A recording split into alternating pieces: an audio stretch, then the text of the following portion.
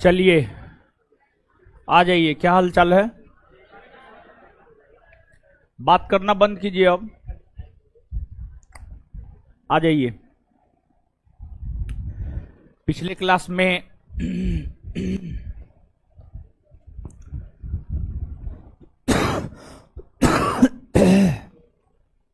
पिछले क्लास में हम लोग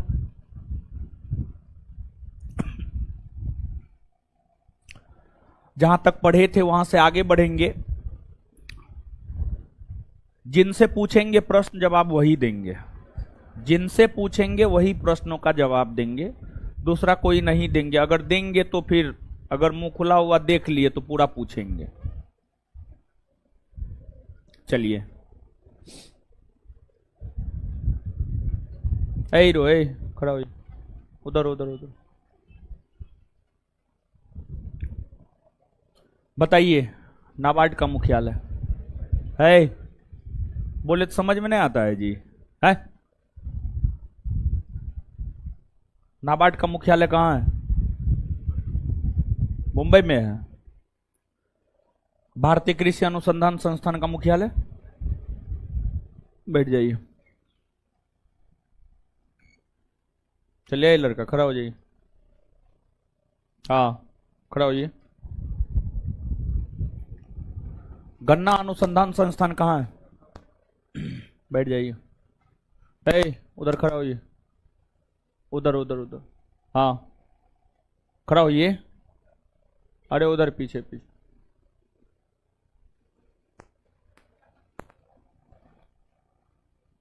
अरे उधर। हाँ खड़ा होइए ना जी। आगे पीछे वाले बैठिए।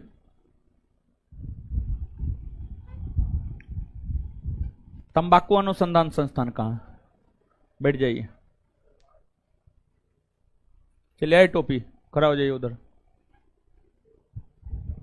राष्ट्रीय मत्स्यिकी विकास बोर्ड का मुख्यालय कहाँ?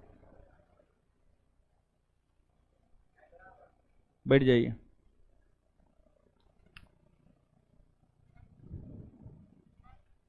ए लड़की खड़ा हो जाइए उधर। शुष्क बागवानी संस्थान कहाँ? बीकानेर। बैठ जाइए। ए लड़की खड़ा हो इधर, इधर इधर साइड वाली। हाँ खड़ा होइए। हाँ आगे वाली बैठी है। कहाँ है? 9 नंबर का जवाब दीजिए। क्वेश्चन नंबर 9 बोर्ड पे है।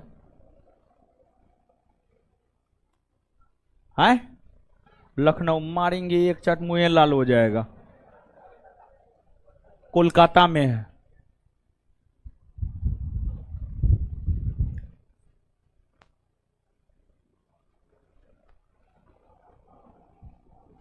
क्वेश्चन नंबर 11 का जवाब दीजिए।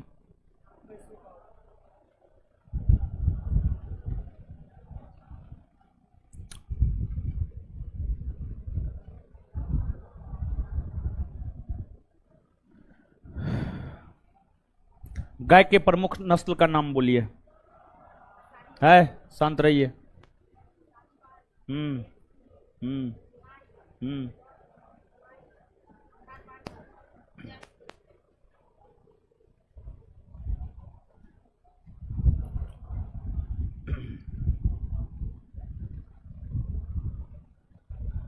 इक्कीस नंबर क्वेश्चन का जवाब दीजिए। हाँ ठीक है, बैठ जाइए। बहुत बढ़िया। चलिए आ जाइए। पिछले क्लास में जो पढ़े थे उसका रिवीजन हो गया। ठीक है, पढ़ के आया कीजिए। आप लोग पढ़ के नहीं आते हैं, ये गलत बात है। ठीक है, पढ़ के नहीं आते हैं ये एकदम बहुत गलत बात है। गलत बात नहीं, बहुत गलत बात है, समझ गए? तो रिवीजन भी हो गया, देख ही लिए होंगे।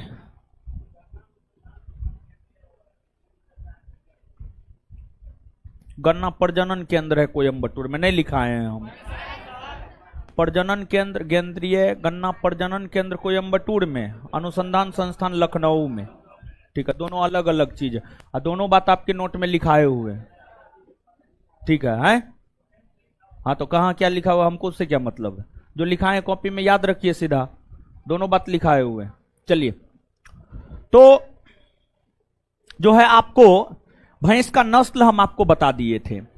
अब इस चैप्टर में जो है थोड़ा बहुत और जानिए, और इसके बाद इस चैप्टर को फिर खत्म कर देंगे, और फिर हम लोग अपने अगले चैप्टर की ओर प्रस्थान करेंगे। अगला चैप्टर क्या है जी? सिंचाई और नहर। सिंचाई और नहर, ठीक है। पहले आइए,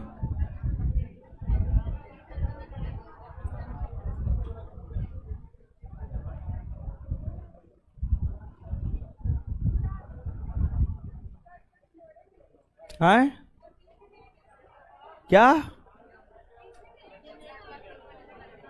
पीछे में? हाँ तो छूटा हुआ है तो हम क्या करें? चलिए आ जाइए। देखिए भैंस, भैंस, भैंस।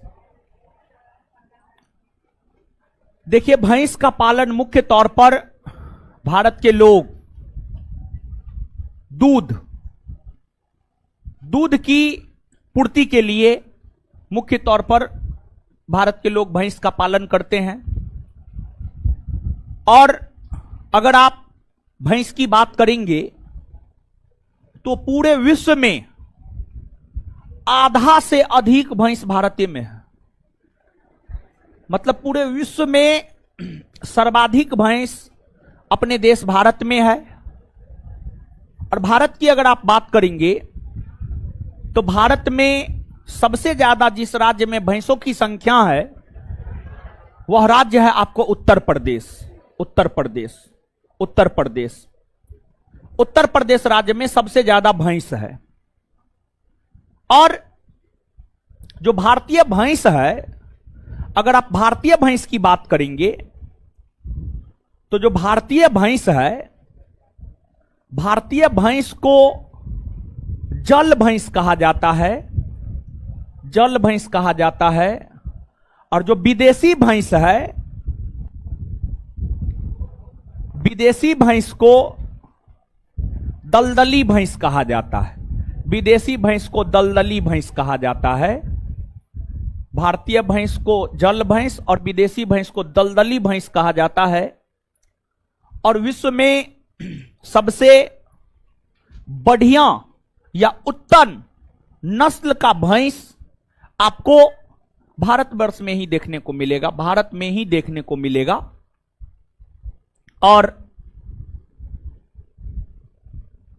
भारत के भीतर केंद्रीय भैंस अनुसंधान संस्थान की हम लोग बात करें तो जो केंद्रीय भैंस अनुसंधान संस्थान है ये हरियाणा के हिसार जिला में, हरियाणा के हिसार में केंद्रीय भैंस अनुसंधान संस्थान है।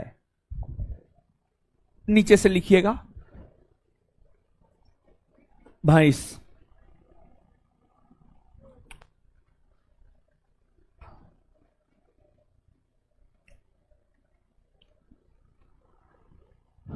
विश्व में आधे से अधिक भैंस, विश्व में आधे से अधिक भैंस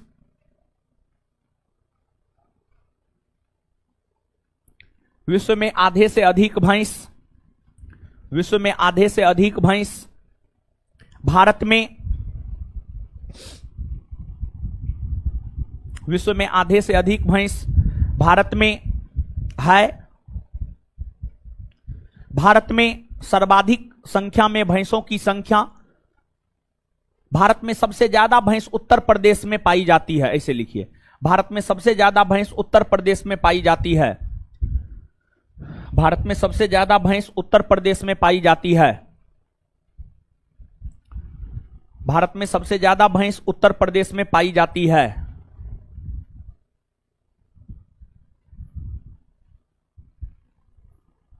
भारत में सबसे ज्यादा भैंस उत्तर प्रदेश में पाई जाती है।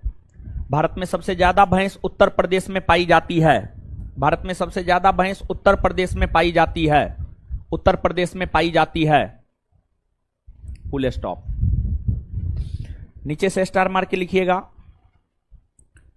भारतीय भैंस को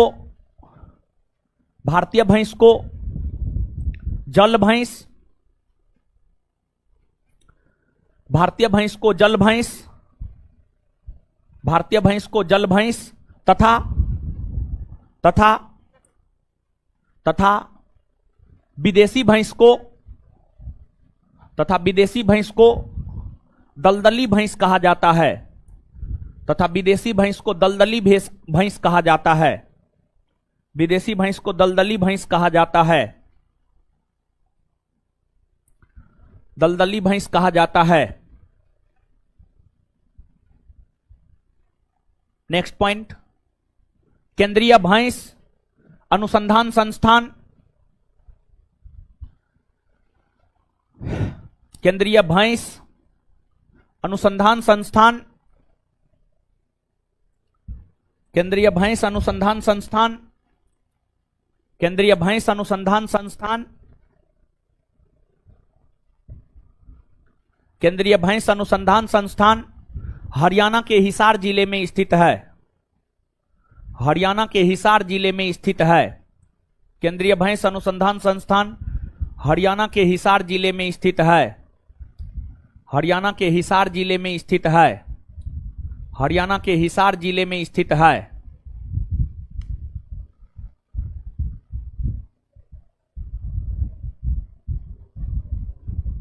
चलिए अब देखिएगा, अगर आप बात करेंगे भैंस और गाय की, तो जो भैंस और गाय का पालन पोषण भारत के लोग मुख्य तौर पर करते हैं वो दूध की आपूर्ति को लेकर के करते हैं। कौन चीज की आपूर्ति को लेकर? दूध की आपूर्ति को लेकर करते हैं। अब देखिएगा, दूध के उत्पादन में वृद्धि हो सके, दूध के उत्पादन में वृद्धि हो सके, इसको लेकर के भारत सरकार के द्वारा 2014 ईस्वी में एक योजना की शुरुआत की गई है।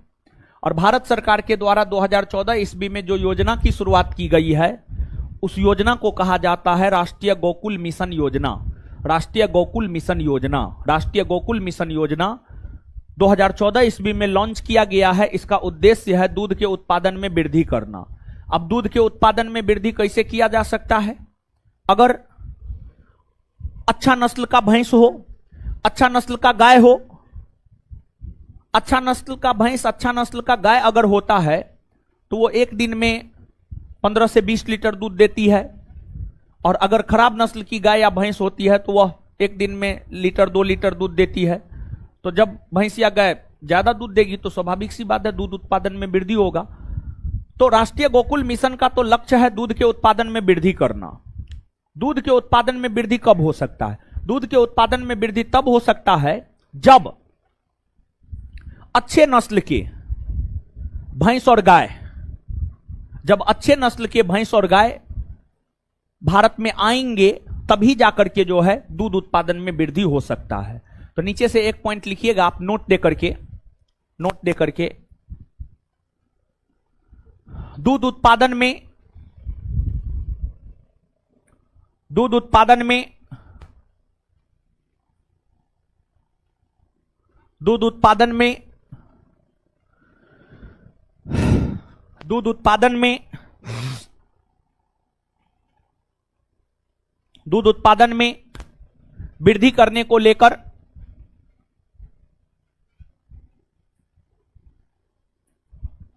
दूध उत्पादन में वृद्धि करने को लेकर 2014 ईस्वी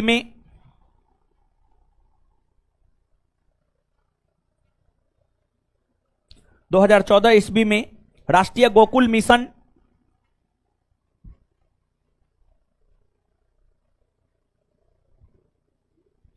राष्ट्रीय गोकुल मिशन शुरू किया गया है। राष्ट्रीय गोकुल मिशन शुरू किया गया है। राष्ट्रीय गोकुल मिशन शुरू किया गया है। राष्ट्रीय गोकुल मिशन शुरू किया गया है।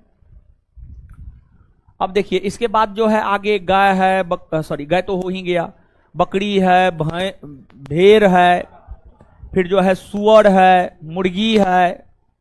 तो ये सब बहुत ज्यादा जरूरी है नहीं, लेकिन गाय जो है थोड़ा सा, गाय तो बता दी, बकरी थोड़ा सा जरूरी है। बकरी को जानिए आप थोड़ा सा, ठीक है, क्योंकि बकरी से संबंधित 2-3 प्रश्न पूछा है, तो बकरी को थोड़ा सा आप जानिएगा। बकरी,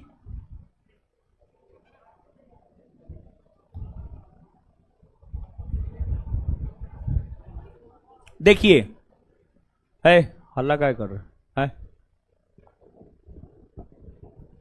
बकरी। देखिए बकरी का पालन मानव मुख्यतः दो चीजों की प्राप्ति को लेकर करता है। पहला दूध, दूसरा मांस और तीसरा ऊन, दो नहीं तीन। बकरी का पालन मानव मुख्यतः तीन उद्देश्यों की पूर्ति को लेकर करता है। एक दूध उत्पादन, दूसरा मांस और तीसरा ऊन। देखिए अगर आप बकरी की बात करेंगे तो देखिए बकरी के कई सारे किस्म हैं, कई सारे बकरी के नस्ल हैं। बकरी के नस्लों में एक नस्ल है जमुनापुरी, एक नस्ल है जमुनापुरी,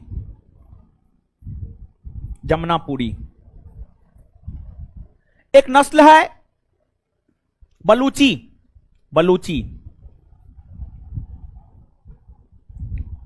और एक नस्ल है पश्मीना ऊन है, ठीक है, पश्मीना। देखिए जो बकरी का नस्ल जमुनापुरी है यह अधिक दूध देने वाली बकरी का नस्ल है।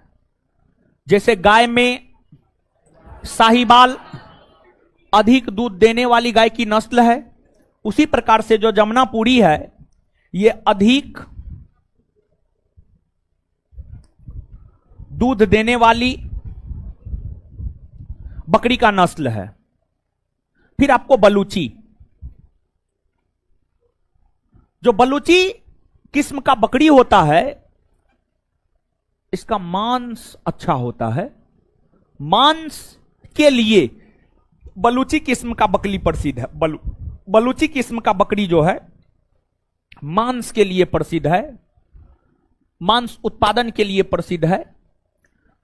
और पश्मीना एक प्रकार का ऊन होता है, और पश्मीना ऊन की अगर आप बात करेंगे तो पश्मीना ऊन जो है बकरी से प्राप्त होता है।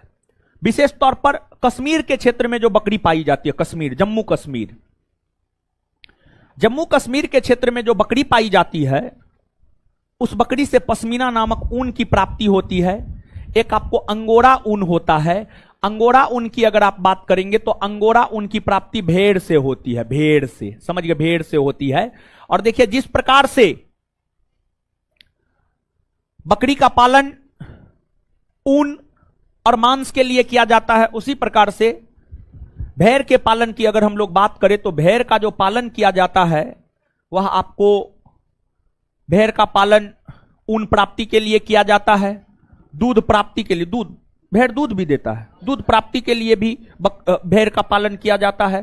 तो ऊन की प्राप्ति, दूध की प्राप्ति और मांस, भेड़ का लोग मांस भी खाता है, समझ गए। अरे आदमी का बस चले तो आदमी को काट के खा जाए, समझे। लेकिन आदमी को जो है इतना ये नहीं होना चाहिए, इतना निर्दयी नहीं होना चाहिए। हर जीव में आत्मा होता है, समझे।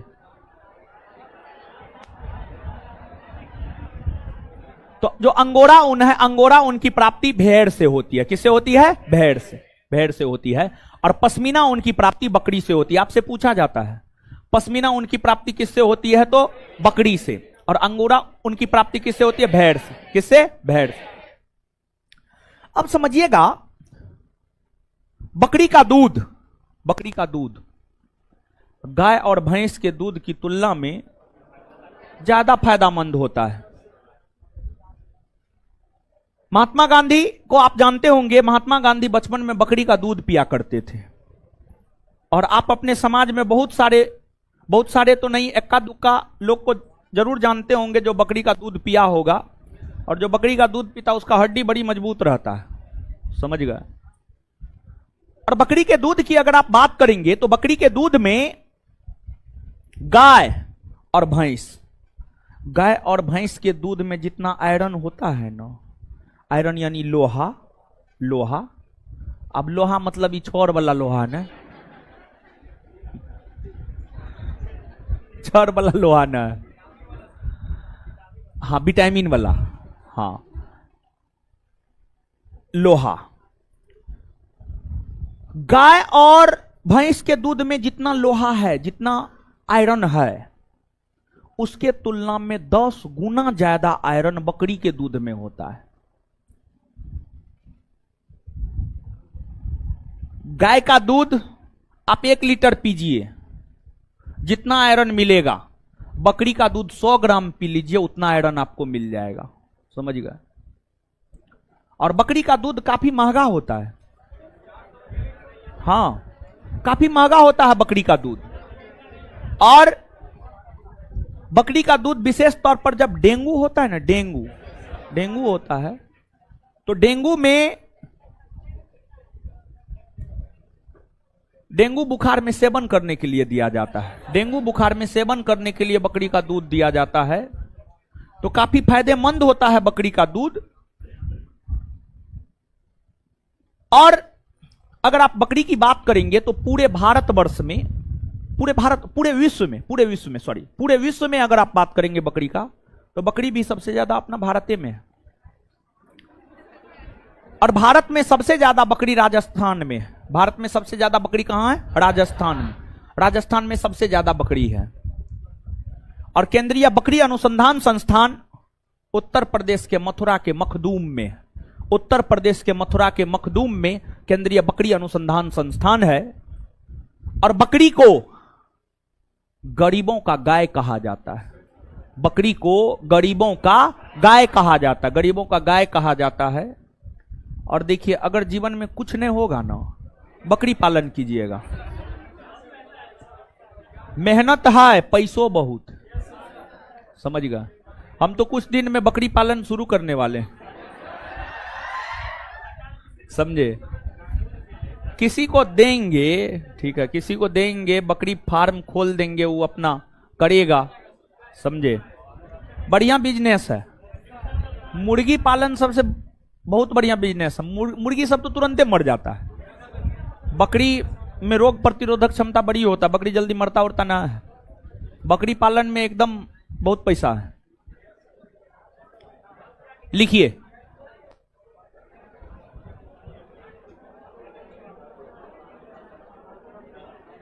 लिखिए, लिखिएगा डैश दे करके, बकरी डैश देकर। बकरी को गरीबों का गाय कहा जाता है। बकरी को गरीबों का गाय कहा जाता है।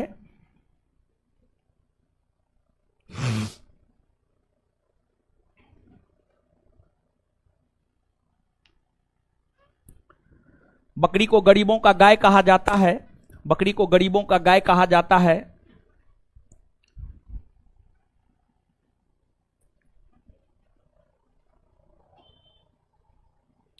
गाय और भैंस के दूध के तुलना में, गाय और भैंस के दूध के तुलना में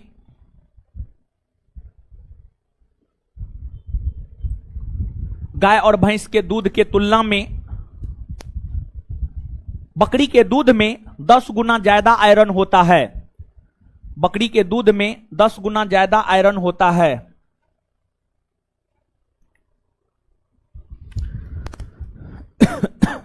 बकरी के दूध में 10 गुना ज्यादा आयरन होता है। बकरी के दूध में 10 गुना ज्यादा आयरन होता है। बकरी के दूध में 10 गुना ज्यादा आयरन होता है। नेक्स्ट पॉइंट लिखिएगा, केंद्रीय बकरी अनुसंधान संस्थान, केंद्रीय बकरी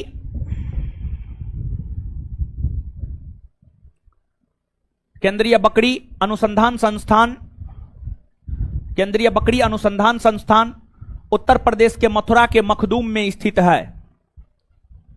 केंद्रीय बकरी अनुसंधान संस्थान उत्तर प्रदेश के मथुरा के मखदूम में स्थित है। उत्तर प्रदेश के मथुरा के मखदूम में स्थित है। उत्तर प्रदेश के मथुरा के मखदूम, म ख दू म, उत्तर प्रदेश के मथुरा के मखदूम में स्थित है। नेक्स्ट नेक्स्ट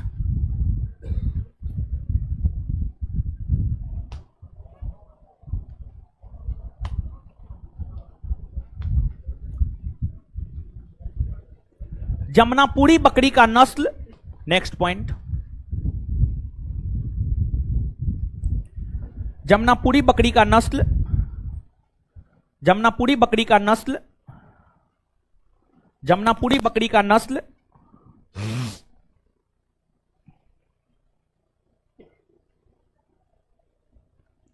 जमनापुरी बकरी का नस्ल अधिक दूध, अधिक दूध, अधिक दूध उत्पादन के लिए प्रसिद्ध है, अधिक दूध उत्पादन के लिए प्रसिद्ध है।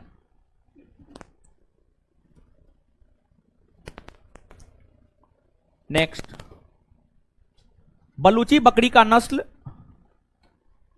बलूची बोर्ड पे लिखा हुआ है। नेक्स्ट पॉइंट, बलूची बकरी का नस्ल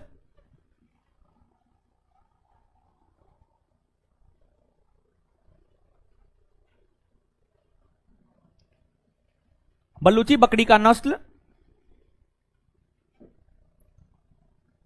मांस के लिए प्रसिद्ध है, मांस के लिए प्रसिद्ध है।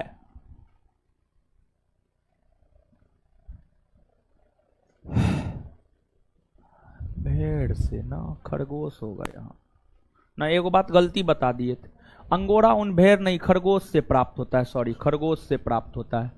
हे उधर का हुआ हो आए, तो ये कैसे हो गया, ये आधा कैसे गायब हो गया। आए दिखाई दे रहा है जी, पीछे वाले लोग ना, अच्छा ठीक है। हाँ मोबाइल जला रहा है सब। ये लाइट का कट गया, आधा क्लासरूम का लाइट तो नहीं कटता था पहले कभी, ये नया बीमारी है। शॉर्ट सर्किट होगा तो पूरा ना जाएगा। हाँ देखिए ये फुल सर्किट हो गया। चलिए आगे लिखिएगा, पश्मीना ऊन की प्राप्ति बकरी से होता है। नेक्स्ट पॉइंट, अगला पॉइंट, नेक्स्ट पॉइंट, अगला पॉइंट, पश्मीना ऊन की प्राप्ति बकरी से होता है।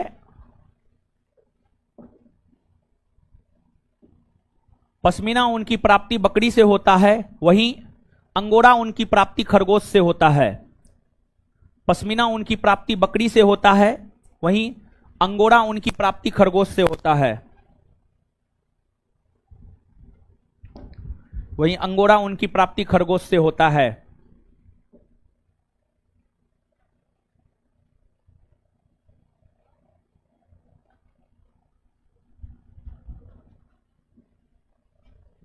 खरगोश से होता है, ठीक है।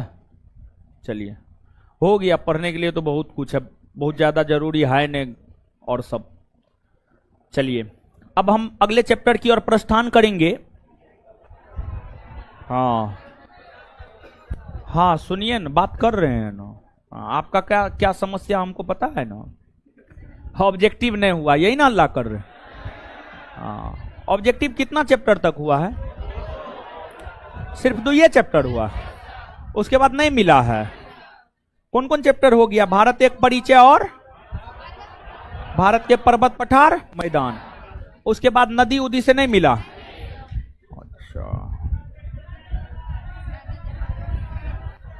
अच्छा हल्ला मत कीजिए।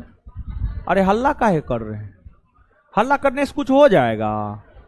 हल्ला करने से तो कुछ नहीं होगा, नहीं ना होगा। आए अच्छा ऑब्जेक्टिव,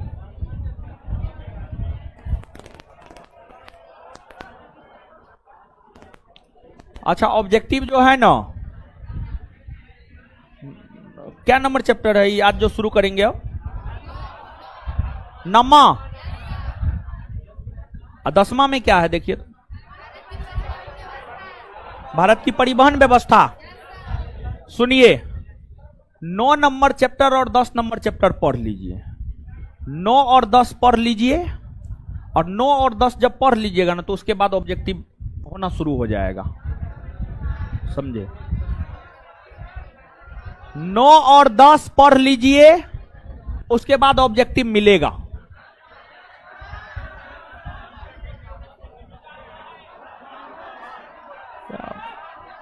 आए, वनस्पति नहीं पढ़ा है, नहीं पढ़ा है। आप लोग हल्ला किए तो कुछ किए थे। अच्छा, पढ़ा देंगे, पढ़ा देंगे। वनस्पति पढ़िएगा, हेडिंग मारिए वनस्पति। मारा हुआ है, हाँ। और पेज छोड़े थे, पढ़ाए भी थे। दीजिए तो, रुकिए 1 मिनट देखने। पढ़ाए हुए हैं जी, आप लोग बोल रहे नहीं पढ़ाए हैं। पढ़ाए हुए तो हाँ है, कंप्लीट नहीं हुआ है। और हाँ, इसमें जो है बाकी क्या क्या है, इसमें बाकी है बता रहे हैं। इसमें बाकी है वन रिपोर्ट 2021, वन रिपोर्ट जो 2021 में है वो पढ़ाना बाकी है। और इसके बाद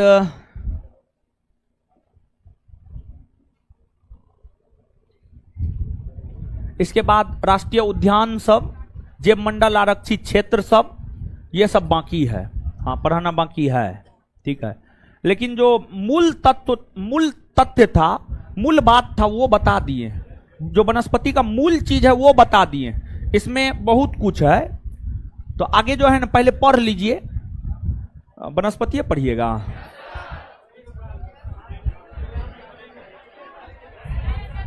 अब लास्ट में पढ़ लीजिएगा वनस्पति, लास्ट में पढ़ा देंगे, सबसे लास्ट में, ठीक है। राष्ट्रीय उद्यान सब तो लास्ट में पढ़ने का चीजें है, समझे। तो आगे हेडिंग मारिएगा सिंचाई और नहर। हमको लगा कुछ भी नहीं पढ़ाए हैं वनस्पति, थोड़ा बहुत तो पढ़े के, मूल चीज तो दे ही दिए, ठीक है। लिखिए सिंचाई और नहर, 9 नंबर चैप्टर 9वां 10वां पढ़ लीजिए, उसके बाद ऑब्जेक्टिव पक्का होगा। उसके बाद क्या करेंगे पता है, सब्जेक्टिव भी लेते जाएंगे, ऑब्जेक्टिव भी लेते जाएंगे, दोनों साथ लेते जाएंगे, तब तक में ऑब्जेक्टिव तैयार हो जाएगा पूरा, ठीक है। ऑनलाइन वाला सब क्या क्या बोल रहा है, वही ऑब्जेक्टिव होगा होगा होगा। अरे बोले हैं होगा महाराज, होगा, काहे चिंता करते हैं, ठीक है। अरे सब्जेक्टिव ऑब्जेक्टिव, ऑब्जेक्टिव में भी तो वही सब रहता है महाराज, ऐसा थोड़े कुछ अलग रहता है। क्या हुआ, सिंचाई और नहर, सिंचाई और नहर,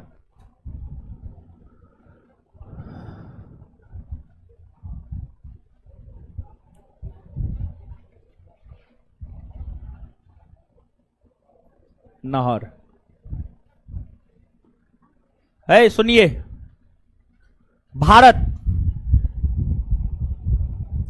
सिंचाई और नहर।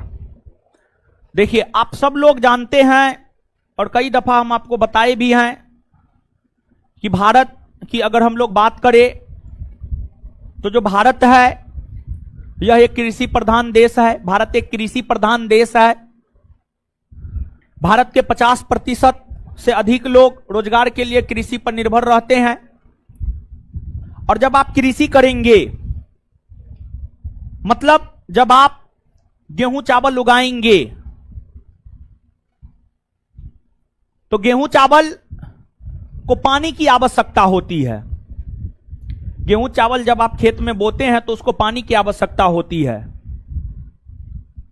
जैसे आप मानव हैं, आप खाना खाते हैं, आपको अपना खाना पचाने के लिए पानी की आवश्यकता होती है। अगर आप खाना खा लेते हैं और साथ ही साथ पानी भी पीते हैं तो आपका खाना पच जाता है। लेकिन अगर आप खाना खाए और पानी ना पिए, बताइए खाना पचेगा? एज ए मानव आप सोचिए थोड़ा सा। और अगर आप सोच नहीं पा रहे हैं तो आप आज रात में जाइएगा,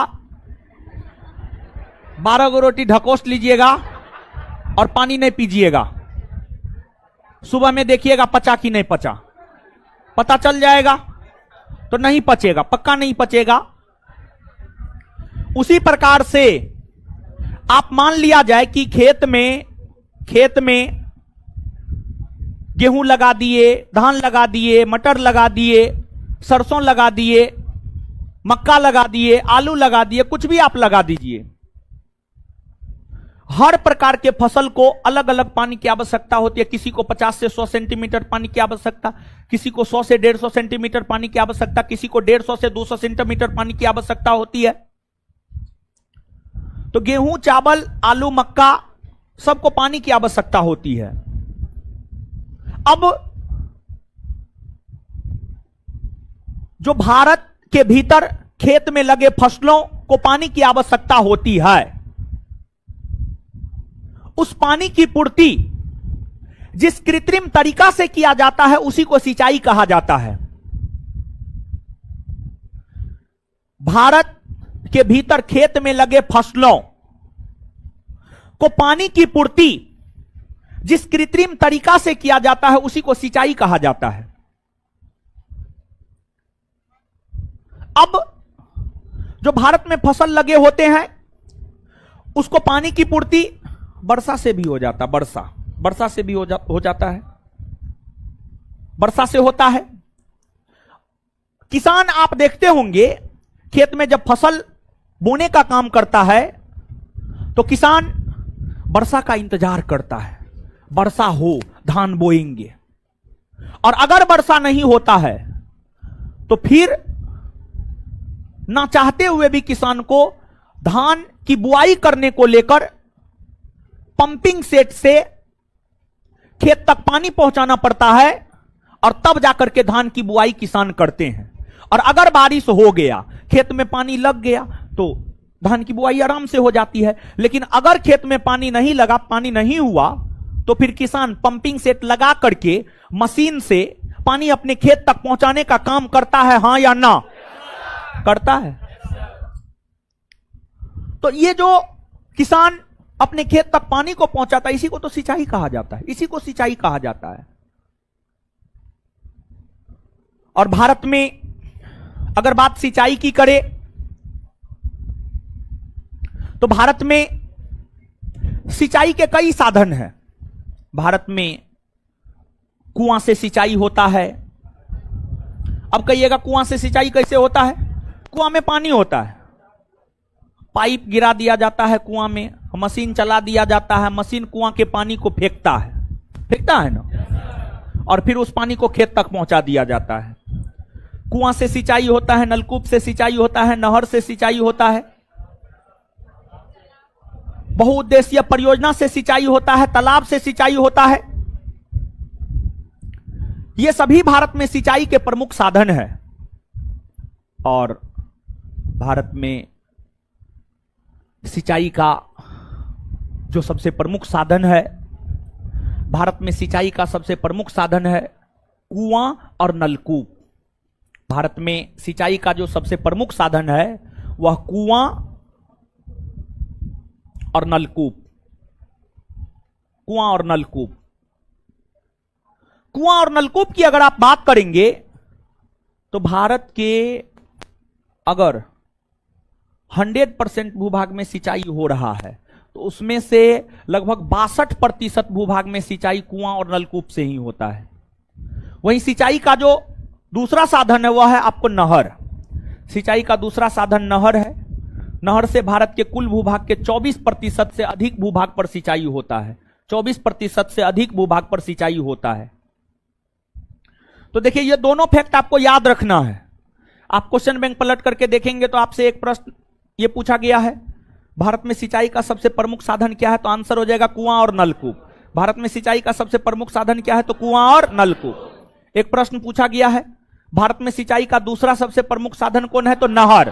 कौन है? नहर। कौन है? नहर। नहर। देखिए, इसके बाद फिर तालाब है, तालाब है।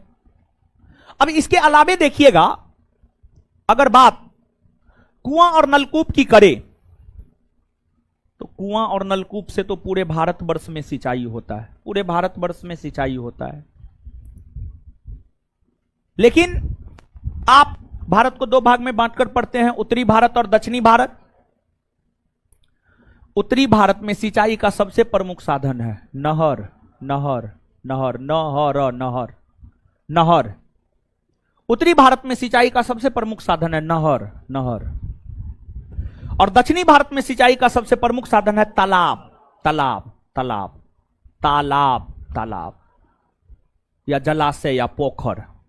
समझ गए? आपको उत्तरी भारत में ही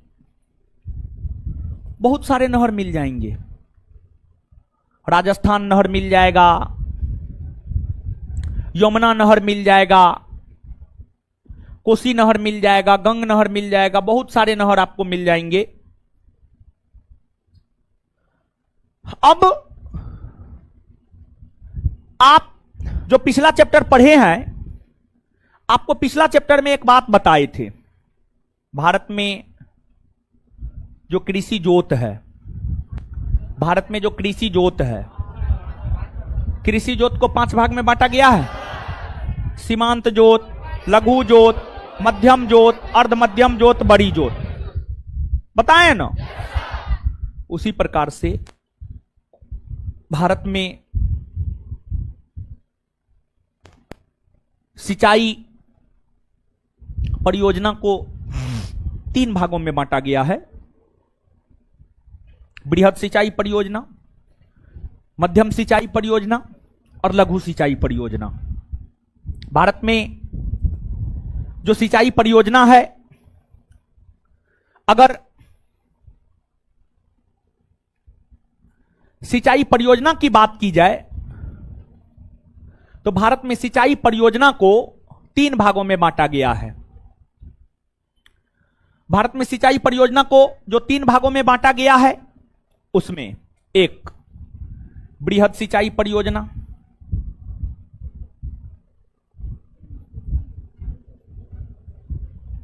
बृहद सिंचाई परियोजना,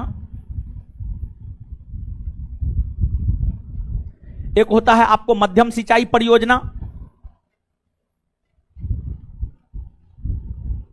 मध्यम सिंचाई परियोजना, और एक होता है आपको लघु सिंचाई परियोजना, एक होता है आपको लघु सिंचाई परियोजना, लघु सिंचाई परियोजना। अब कहिएगा बृहद सिंचाई परियोजना क्या होता है, मध्यम सिंचाई परियोजना क्या होता है और लघु सिंचाई परियोजना क्या होता है? देखिए,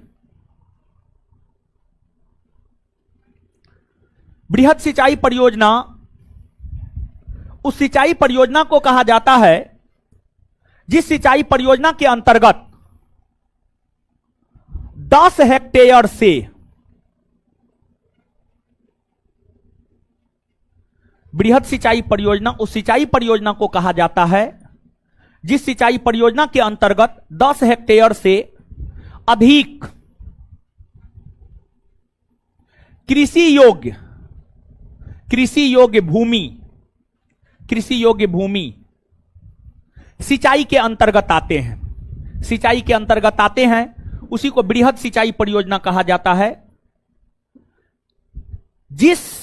बृहद सिंचाई परियोजना उस सिंचाई परियोजना को कहा जाता है जिसके अंतर्गत 10 हेक्टेयर से अधिक कृषि योग्य भूमि सिंचाई के अंतर्गत आता है, सिंचाई के अंतर्गत आता है। बृहद सिंचाई परियोजना के अंतर्गत जो सिंचाई का कार्य होता है, इस सिंचाई परियोजना के अंतर्गत जो सिंचाई का कार्य होता है वह बहुउद्देशीय परियोजना के माध्यम से होता है, वह बहुउद्देशीय परियोजना के माध्यम से होता है, बहुउद्देशीय परियोजना के माध्यम से होता है। अब कहिएगा आप बहुउद्देशीय परियोजना क्या होता है, तो आप याद कीजिए, बहुउद्देशीय परियोजना नहीं पढ़ा है जीवन में, तो कभी पढ़े भी नहीं किए हैं, नहीं पढ़ाए हैं। ए लड़की, खड़ा हो, ब्लैक कपड़ा, हाँ खड़ा हो, मारेंगे एक चाट गाले लाल हो जाएगा। नहीं पढ़े हैं? कॉपी दीजिए, तो कॉपी दीजिए, तो कॉपी दीजिए ना, छूटा हुआ है। खड़ा रहिए, घर काहे गए? नहीं जाना चाहिए घर।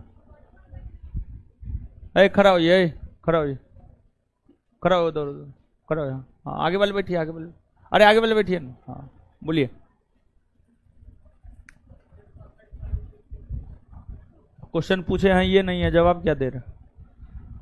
बहुउद्देशीय परियोजना को किसने आधुनिक भारत का मंदिर कहा? जवाहरलाल। बैठ जाइए। लड़की खड़ा हो। आजाद भारत का प्रथम बहुउद्देशीय परियोजना 1948। नाम क्या है? नाम पूछ रहे हैं हम, हैं? आजाद भारत का प्रथम नदी बहुउद्देशीय परियोजना का नाम क्या है? नाम हम आपसे पूछ रहे हैं।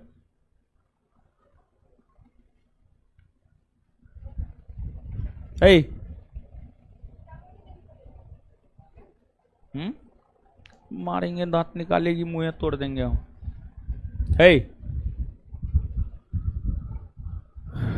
तिलैया बांध कौन नदी पर है? नहीं पढ़े हैं? आप बहुत दिन से पढ़ रहे हैं। फेंक देंगे हम सीधा, मर जाइएगा। जिसको उठा रहे हैं वो बोल रहा नहीं है पढ़े हैं, तो पढ़ाए हैं किसको? बोर्ड को। लड़की, खड़ा होइए, खड़ा होइए, खड़ा होइए, खड़ा होइए, बताइए।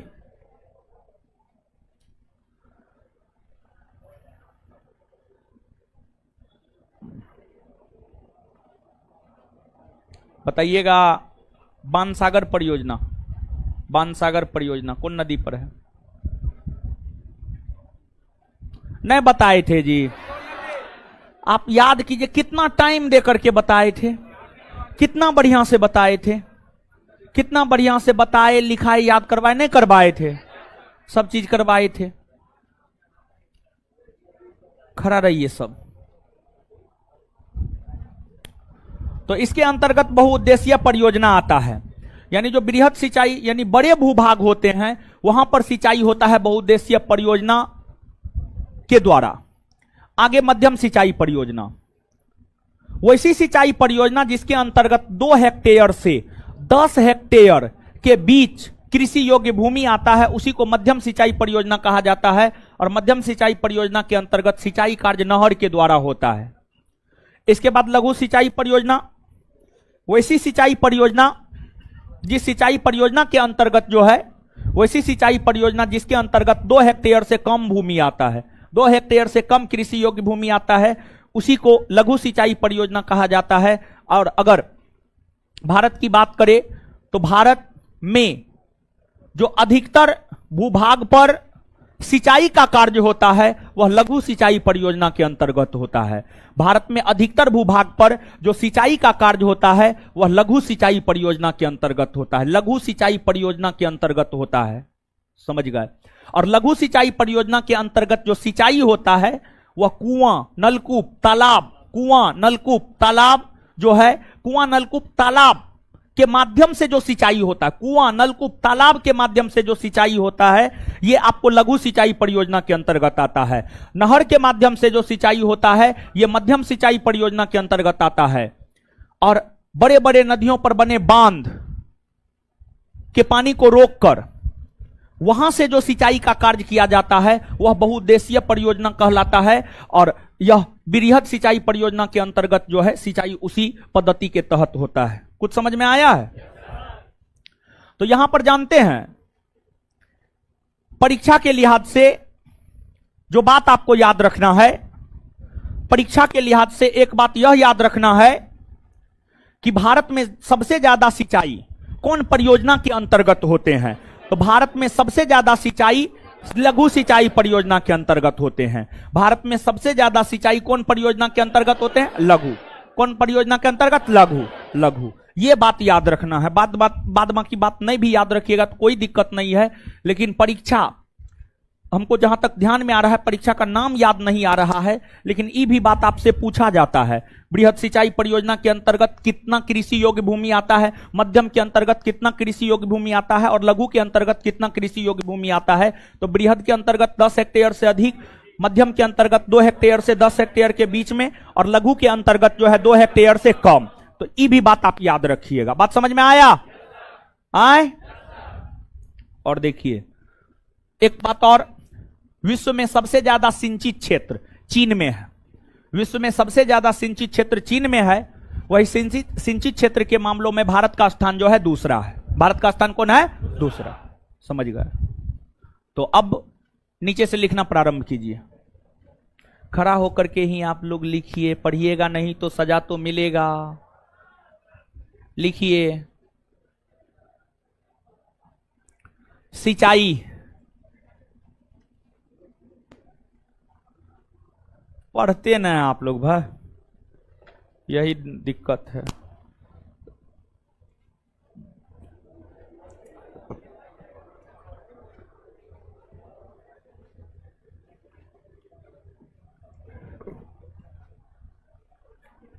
लिखिएगा,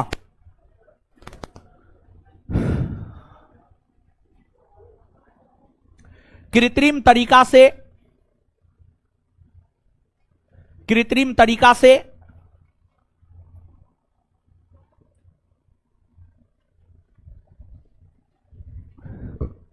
कृत्रिम तरीका से खेत में खड़ी फसलों तक, खेत में खड़ी फसलों तक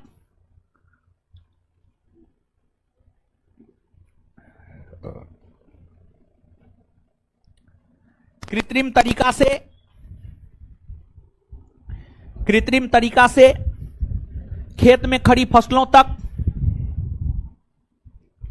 खेत में खड़ी फसलों तक पानी पहुंचाना, पानी पहुंचाना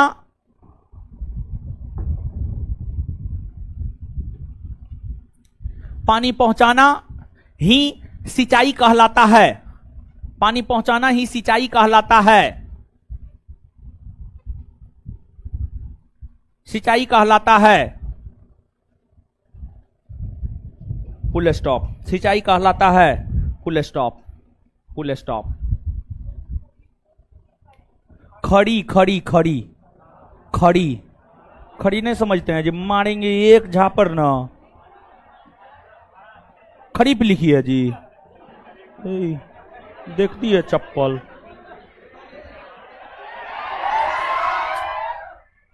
खड़ी फसल बोल रहे तो खरीफ लिख रही है। 10 नंबर चप्पल अटता है मेरे पैर में, समझे?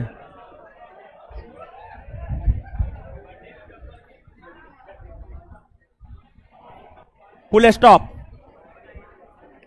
Full stop. सब खरीफे लिखी है। सही में लड़की लोग को बुद्धि नहीं होता।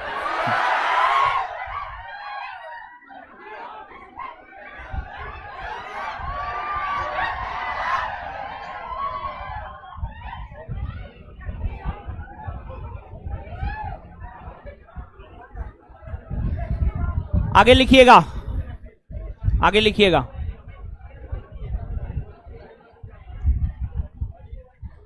भारत में सिंचाई का सबसे, नेक्स्ट पॉइंट, अगला पॉइंट,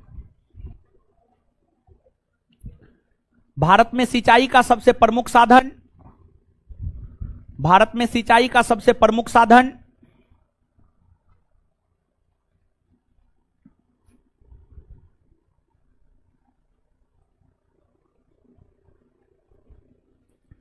भारत में सिंचाई का सबसे प्रमुख साधन कुआं और नलकूप है।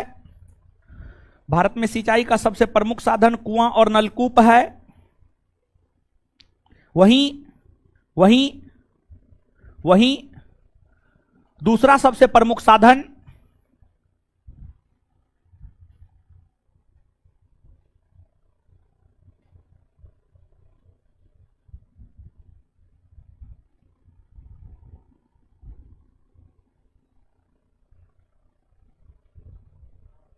वहीं दूसरा सबसे प्रमुख साधन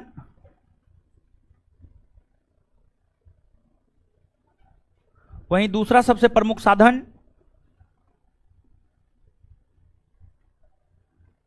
वहीं दूसरा सबसे प्रमुख साधन नहर है।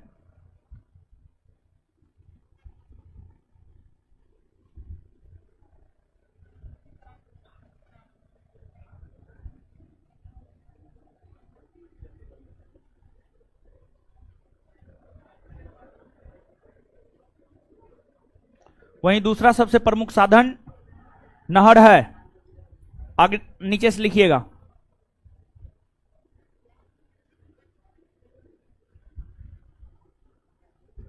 अब नीचे से लिखिएगा।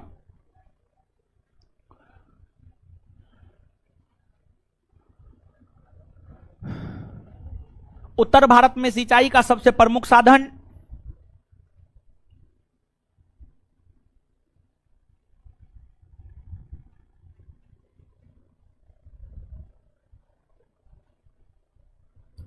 उत्तर भारत में सिंचाई का सबसे प्रमुख साधन नहर है। नहर है। तो वहीं दक्षिण भारत में तो वहीं दक्षिण भारत में तो वहीं दक्षिण भारत में तालाब है। तो वहीं दक्षिण भारत में तालाब है। नेक्स्ट पॉइंट, विश्व में सर्वाधिक सिंचित क्षेत्र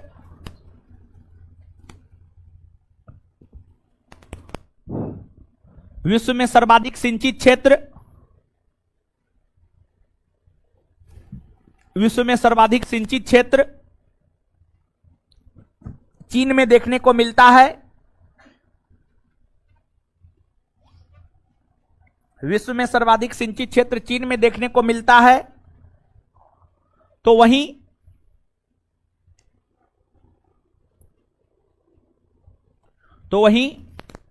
सिंचित क्षेत्रों की मामलों में भारत का दूसरा स्थान है।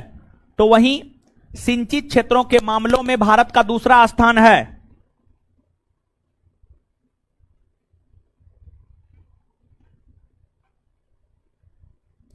तो वहीं सिंचित क्षेत्र के मामलों में भारत का दूसरा स्थान है। भारत का दूसरा स्थान है।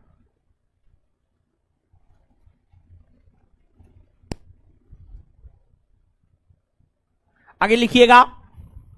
भारत में सिंचाई परियोजनाओं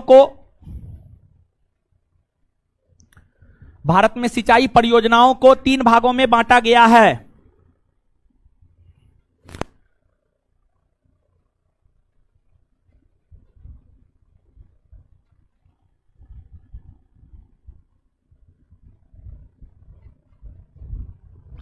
भारत में सिंचाई परियोजनाओं को 3 भागों में बांटा गया है। एक नंबर में बृहद सिंचाई परियोजना,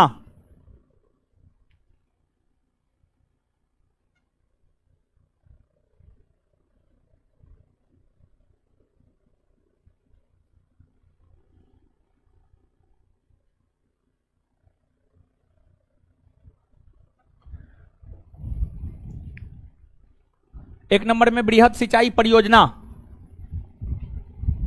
डैश देकर लिखिए। बैठ जाइए, बैठ जाइए। अब हम भी बैठ रहे हैं। पढ़ती उड़ती नहीं है जी है? चप्पल से चपलाएंगे अब लड़की सबको, लड़का को जूता से।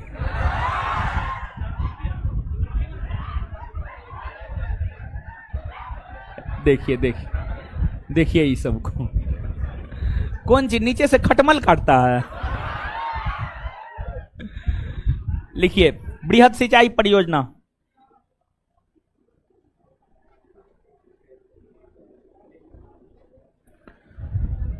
वैसी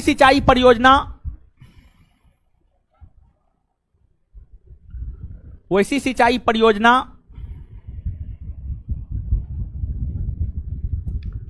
जिसके अंतर्गत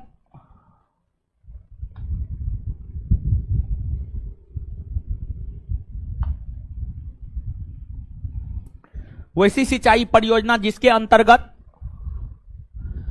10 हेक्टेयर से अधिक कृषि योग्य भूमि, वैसी सिंचाई परियोजना जिसके अंतर्गत वैसी सिंचाई परियोजना जिसके अंतर्गत 10 हेक्टेयर से अधिक कृषि योग्य भूमि,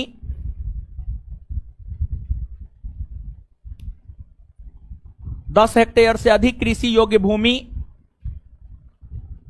आते हैं,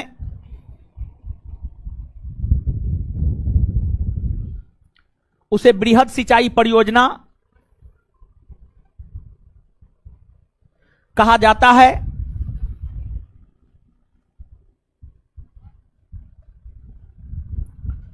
उसे बृहद सिंचाई परियोजना कहा जाता है। इसके अंतर्गत इसके अंतर्गत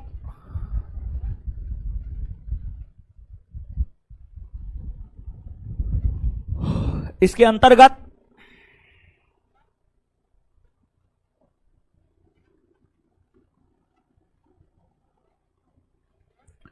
बहुउद्देशीय परियोजना आता है। इसके अंतर्गत बहुउद्देशीय परियोजना आता है। इसके अंतर्गत बहुउद्देशीय परियोजना आता है। इसके अंतर्गत बहुउद्देशीय परियोजना आता है।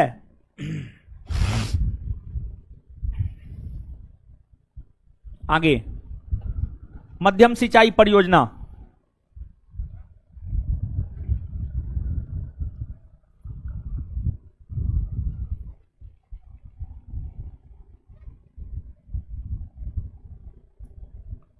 डैश देकर वैसी सिंचाई परियोजना जिसके अंतर्गत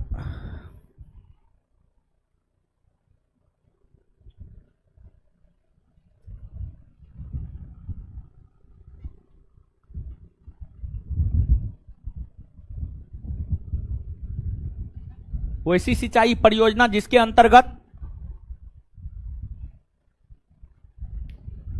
वैसी सिंचाई परियोजना जिसके अंतर्गत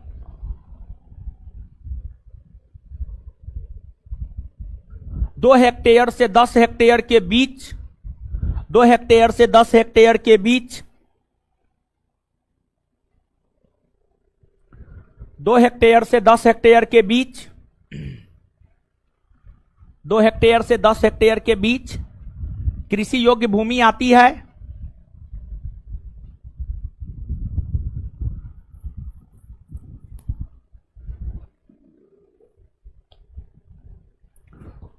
कृषि योग्य भूमि आती है, उसे मध्यम सिंचाई परियोजना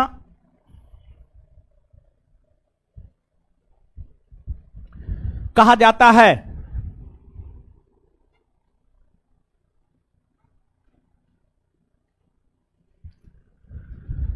इस सिंचाई परियोजना के अंतर्गत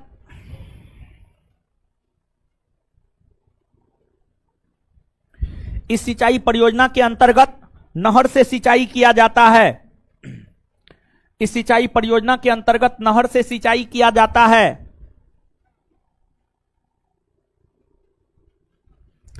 इस सिंचाई परियोजना के अंतर्गत नहर से सिंचाई किया जाता है। इस सिंचाई परियोजना के अंतर्गत नहर से सिंचाई किया जाता है। नहर से सिंचाई किया जाता है। नेक्स्ट लघु सिंचाई परियोजना।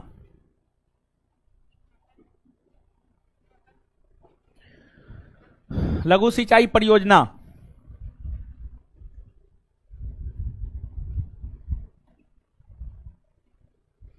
डैश देकर वैसी सिंचाई परियोजना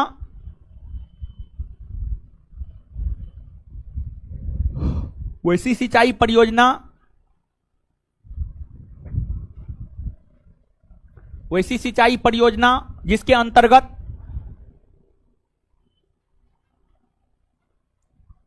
जिसके अंतर्गत 2 हेक्टेयर से कम भूमि आता है। 2 हेक्टेयर से कम भूमि आता है।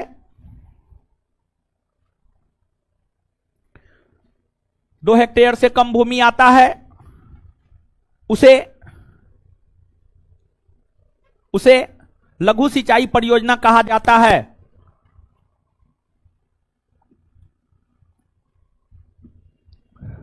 उसे लघु सिंचाई परियोजना कहा जाता है। नीचे से नोट देकर के इस पॉइंट को लिखिएगा। एक मिनट, नहीं एक मिनट, जहां लिखे हैं उसी में लिखिए, उसके बाद नोट देकर लिखाएंगे। इसके अंतर्गत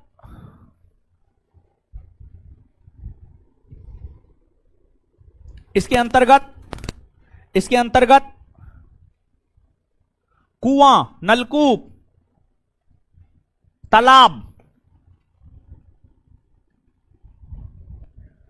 इसके अंतर्गत कुआं, नलकूप, तालाब, इसके अंतर्गत कुआं, नलकूप, तालाब से सिंचाई किया जाता है।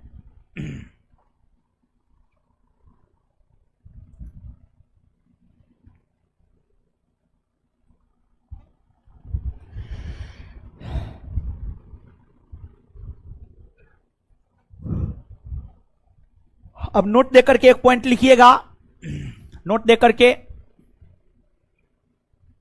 लिखिएगा,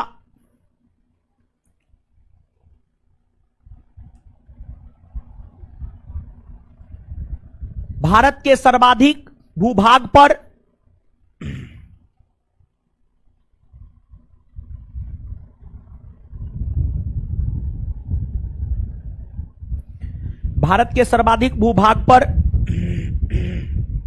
का जी हीरो बन के आए हैं जी, दीजिए तो ही दीजिए, हाँ दीजिए, कंपनियों ही गड़बड़े, लीजिए तो हम जाने लेंगे, हमको दे दीजिएगा, मेरे गाड़ी में दे दीजिएगा ये, ठीक है। चलिए, है हल्ला का कर रहे हैं, मात्र भारत के सर्वाधिक भूभाग पर सिंचाई, अब 10 को ले जाएंगे ना तभी लोग लाना बंद करेगा।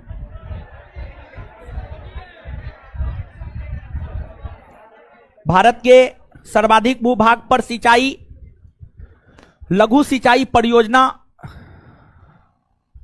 भारत के सर्वाधिक भूभाग पर सिंचाई, लघु सिंचाई परियोजना, लघु सिंचाई परियोजना के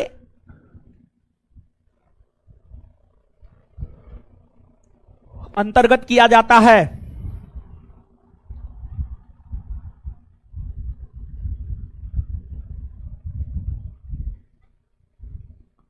अब देखिए आगे सुनिएगा। अब सिंचाई कई प्रकार के होते हैं, जैसे एगो ड्रिप सिंचाई होता है, एगो सतही सिंचाई होता है, एगो फव्वारा सिंचाई होता है, एगो फर्टिगेशन सिंचाई होता है। ये सब सिंचाई के प्रकार हैं, समझ गए? समझ रहे हैं? नहीं सुन रहे हैं? देखिए सिंचाई कई प्रकार से होते हैं, एगो ड्रिप सिंचाई होता है, एगो फर्टिगेशन, फव्वारा, सतही। तब इसी सब को समझना है। सबसे पहले ड्रिप सिंचाई, ड्रिप सिंचाई समझिएगा, है समझिए पहले, है समझ रहे हैं?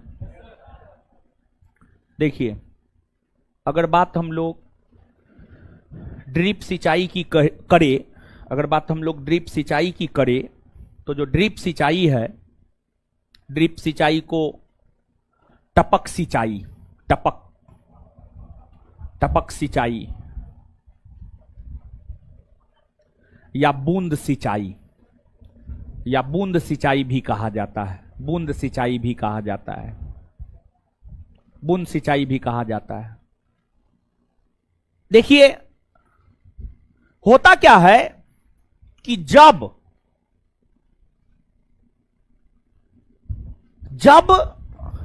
किसी पौधे के जड़ में, जब किसी पौधे के जड़ में बूंद बूंद करके पानी टपका कर सिंचाई किया जाता है, तो उसी को टपक सिंचाई या बूंद सिंचाई या ड्रिप सिंचाई कहा जाता है।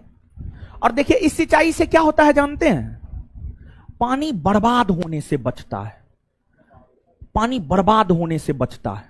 जैसे आप पंपिंग सेट चला दिए नाला बना दिए, पानी जा रहा है, खेत तक पहुंच गया। इसमें पानी का बर्बादी बहुत अधिक होता है। कहीं नाला टूट गया, पानी दूसरे दिशा में बह रहा है, समझ, दूसरे खेत में पानी बहने लगा। इसके बाद फिर पाइप लगा करके जो आप करते हैं उसमें पानी की बर्बादी कम होती है, पानी की बर्बादी कम होती है। और ये जो ड्रिप सिंचाई के माध्यम से किया जाता है, यानी पानी पौधा के जड़ में जाकर पानी दिया जाता है पौधा के, तो इससे पानी की बचत होती है और जल ही जीवन है। इस पृथ्वी पर जल की कोई कमी नहीं है,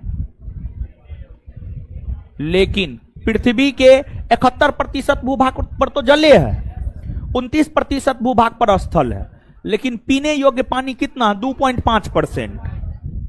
तो पीने योग्य पानी की काफी कमी है। तो ड्रिप सिंचाई, टपक सिंचाई या बूंद सिंचाई उस सिंचाई को कहा जाता है जिस सिंचाई के अंतर्गत जो है पौधे के जड़ में पानी बूंद बूंद टपका कर सिंचाई किया जाता है। इसी को बूंद सिंचाई कहा जाता है। और इसकी खोज करने वाला देश है इजराइल। कौन है? इजराइल। जानते हैं यहां पर सबसे ज्यादा महत्वपूर्ण चीज यही है कि ड्रिप सिंचाई का खोजकर्ता कौन देश है, तो आंसर हो जाएगा इजराइल। क्या हो जाएगा? परीक्षा के लिहाज से यही बात महत्वपूर्ण है। इसके बाद एक है फर्टिगेशन। एक क्या है? फर्टिगेशन सिंचाई। फर्टिगेशन सिंचाई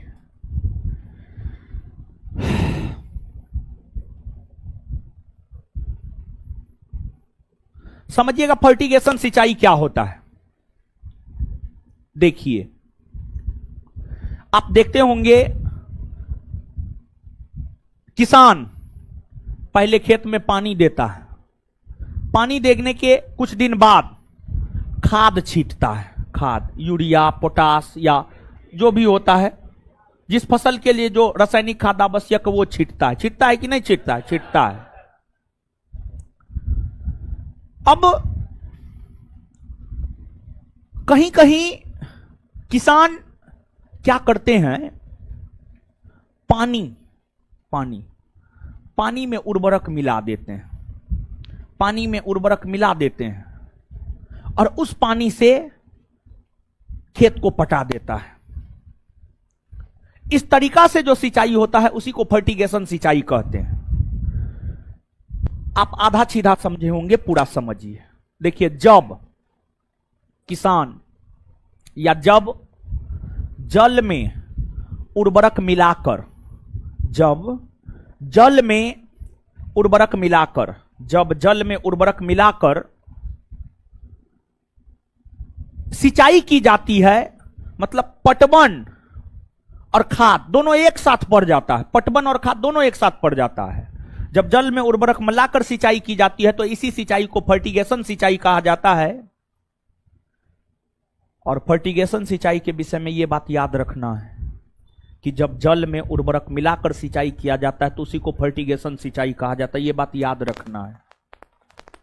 और फर्टिगेशन सिंचाई का भी जन्मदाता देश इजराइल ही है। कौन है? इजराइल ही। तो फर्टिगेशन सिंचाई में दोनों बात याद रखिएगा। तो नीचे से लिखिए, फर्टिगेशन सिंचाई। कोई बात नहीं है, आगे पीछे हो सकता है, क्या दिक्कत है? कोई दिक्कत है? फर्टिगेशन सिंचाई, फर्टिगेशन सिंचाई लिखिएगा, जब जल में उर्वरक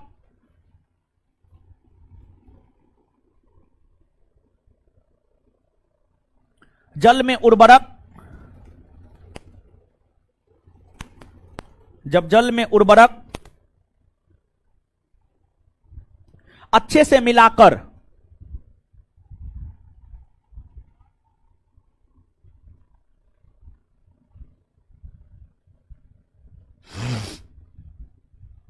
जब जल में उर्वरक मिलाकर अच्छे से जब जल में उर्वरक अच्छे से मिलाकर, यही लिखे, जब जल में उर्वरक अच्छे से मिलाकर सिंचाई की जाती है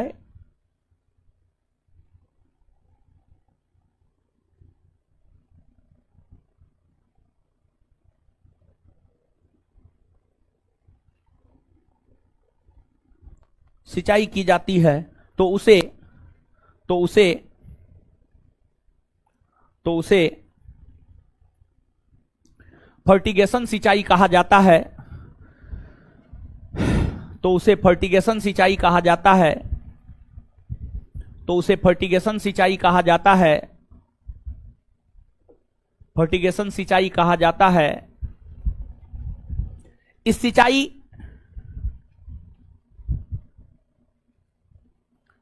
सिंचाई का खोजकर्ता देश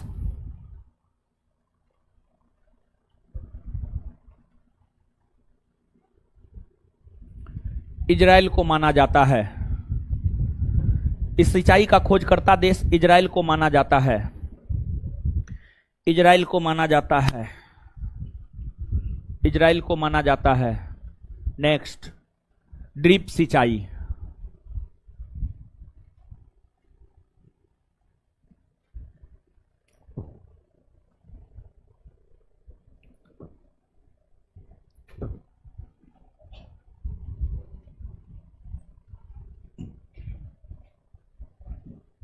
ड्रिप सिंचाई, इसे टपक सिंचाई या बूंद सिंचाई भी कहा जाता है।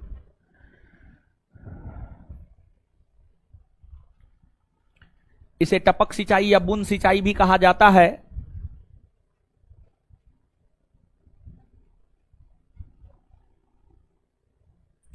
इसके अंतर्गत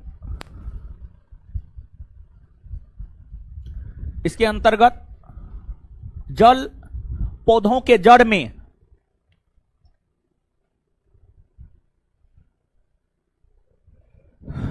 इसके अंतर्गत जल पौधों के जड़ में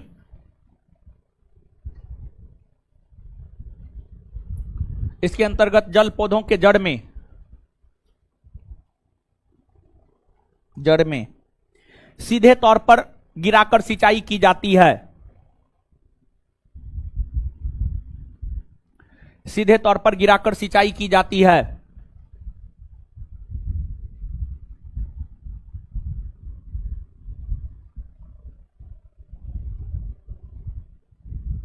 इस सिंचाई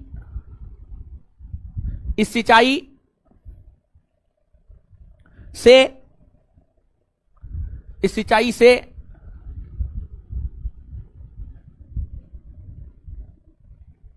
जल को संरक्षण प्रदान किया जाता है।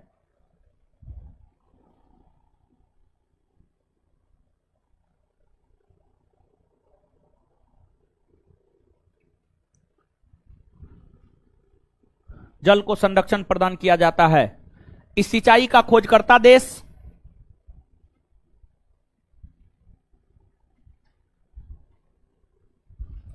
इस सिंचाई का खोजकर्ता देश